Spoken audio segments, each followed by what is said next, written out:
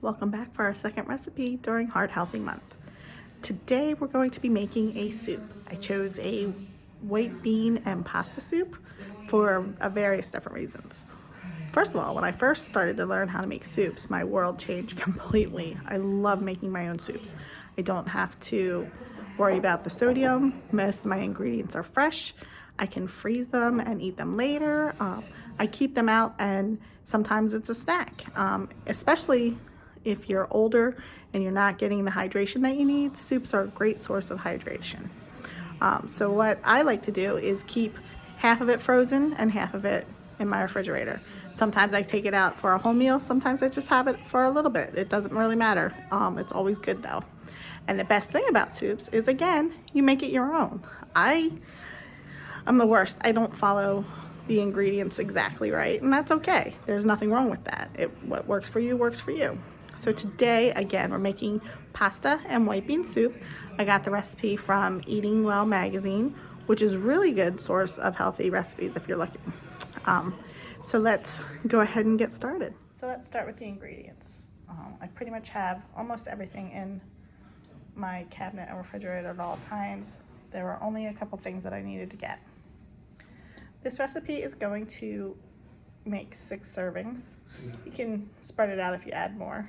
Like I said, I kind of mess around with the ingredients. We're going to start with 1 tablespoon of extra virgin olive oil. Again, that's our healthy oil for your heart. 1.5 cups of frozen mirepoix, which is diced onion, celery, and carrots. I could not find it in the frozen section, but I did find this in the Harris Teeter section, in the produce section. And this is 12 ounces, and I did the conversion chart, so 12 ounces is the same. 2 cloves of garlic, minced. Again, I don't like to chop garlic, so I buy it already minced, and I love that. Very simple. 1 teaspoon of Italian seasoning. 1 teaspoon of salt. I don't like salt, and I don't like ground pepper, so I don't include the next 3 in my recipes. So 1 teaspoon of salt. It's supposed to be 3/4 teaspoon of crushed red pepper, 1/4 teaspoon of ground pepper, and then 1 28-ounce can of no salt added diced tomatoes. I did not put this on my list when I went shopping. Luckily, I found 2 things of diced tomatoes in my stash. I have just a plain petite one, and then I'm gonna go crazy, and I also have a jalapeno and cilantro diced tomato, so who knows what it's gonna taste like. There's definitely gonna be some flavor. 2 cups of low sodium chicken broth. I use vegetable broth because I don't eat meat. 1 15-ounce can of low sodium cannellini beans. Cannellini beans are my new favorite bean. I love them for soups. I love them for burgers. They're a great source of protein, and really, really tasty. 8 ounces of small whole wheat pasta. I use rigatoni. 1.5 cups of frozen spinach. I just used up all my frozen spinach in a couple of recipes yesterday, so I'm going to use some fresh spinach. And then 4 tablespoons of grated Parmesan cheese. Boop. Okay, so let's get started. So I'm skipping the first step, and I'll explain that in a little bit. The second step is to cook the olive oil, which is again a tablespoon of olive oil, and the mirepoix mix, and you're gonna put that in a pan or a pot for about 3 minutes on medium, and you're gonna stir it around. So one of the things I'm also gonna tell you is, if you're looking for a good present to get somebody, extra virgin olive oil, get a big bottle. That's gonna last you a long time, and what a great present. It might not feel like it at first, but if you cook a lot, it's a wonderful gift, and I'm just going to put that out there. If you would like to get me a present for my birthday, which is coming up in May, extra virgin olive oil in a big tub is the way to go. So we're going to cook this for about 3 minutes, and then we'll do our next step. Okay, our next step is to add the Italian seasoning and the garlic, and we're going to Cook that for about a minute. I eyeball it, just because I like the seasoning, especially if there's no salt and pepper for taste. And I'm not gonna lie, I put a little extra garlic in it. Do 1, 2. I'm almost done the jar, so I'm gonna put in a 3rd and a 4th, especially since I'm not getting a full spoon. So we're gonna cook this for a minute. Another reason why I like to make soups is because it's very easy to prepare it, and then once it's cooking, the work is done, and then you get a lot of meals out of it. So okay, so we'll see you in a minute. Our next step is going to be to add the beans, which are rinsed and drained, and then our tomatoes, which you don't have to drain because you want those juices in there.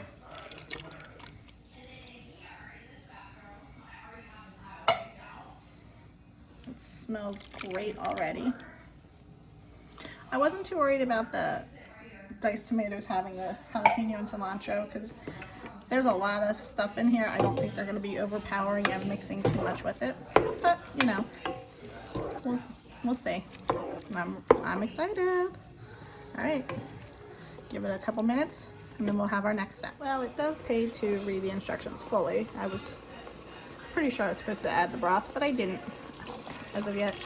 I didn't have to measure this because I know how much I used out of the last one. Each thing of the broth is about 4 cups, and I used half of it during my last recipe. So we're gonna let this cook. We're gonna bring it to a boil, and they want it to simmer for a little while, but I'm gonna bring it to a boil and then I'm gonna go back to step 1.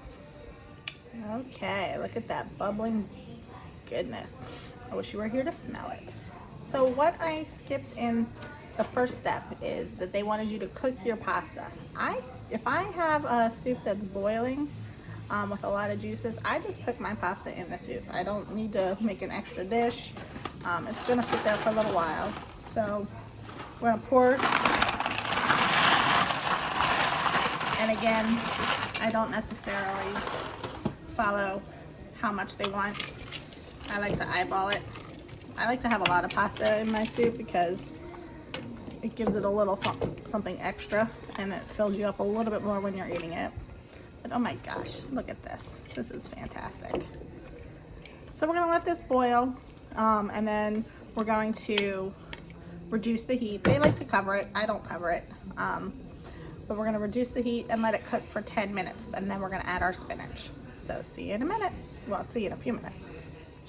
Okay, so it's been about 10 minutes, and as you can see, the pasta is fully cooked.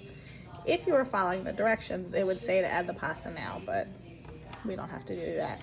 So we're gonna add the spinach shortly before we serve it. So I'm gonna just add some in. Since it's fresh spinach, I'm gonna let it cook a little. So I'm probably gonna let it cook for about 2 minutes. I'm gonna turn up the heat. So we're gonna let it cook and mix in there, and then we're gonna get ready to serve it, and I'm gonna portion it out into bowls. The Parmesan cheese you put on when you serve it. So here we go. Oh, it smells so good. When it comes to making soups, get creative. Half the time I'm not following a recipe, I'm just putting in what I want, but what it's important to do is use your seasonal vegetables.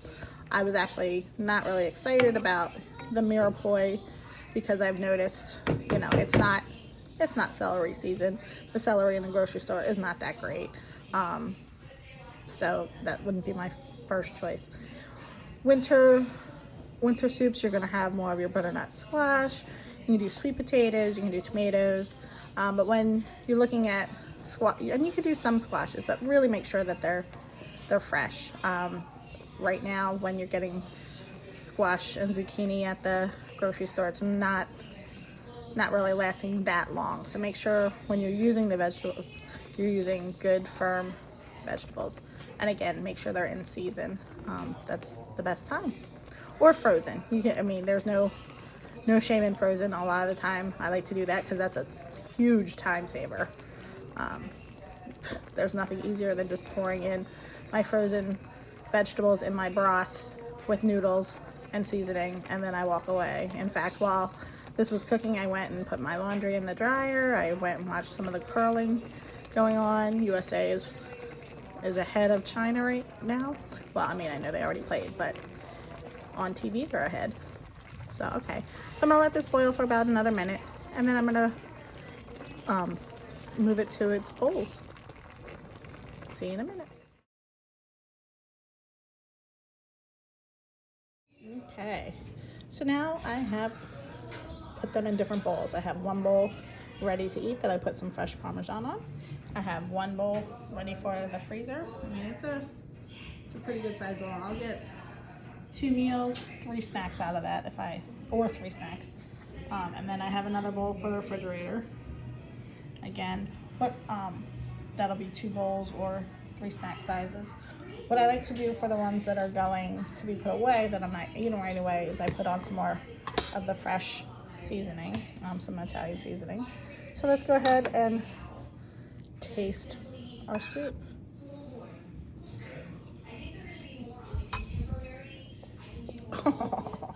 Oh, that's good.